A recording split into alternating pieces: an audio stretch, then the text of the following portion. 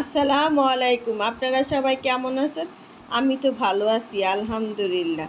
আপনাদের সাথে কিছু কথা বলি আজান নিয়ে, শুনতে থাকুন। ১. আজানের সময় কথাবার্তা না বলা। ২. আজানের সময় কাউকে সালাম না দেওয়া। ৩. আজানের সময় কারো সালামের জবাব না দেওয়া।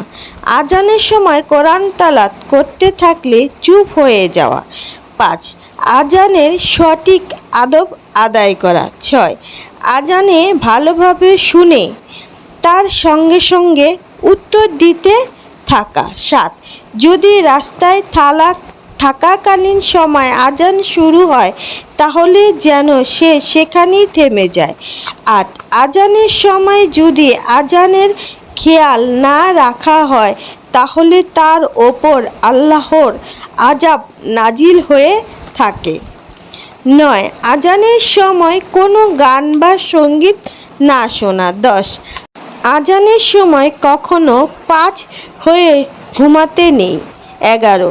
কথাতে মশগুল না থাকা, আড্ডা বন্ধ রাখা। ১২. আজান যখনই শুনবেন তখনই আজানের উত্তর দিবেন।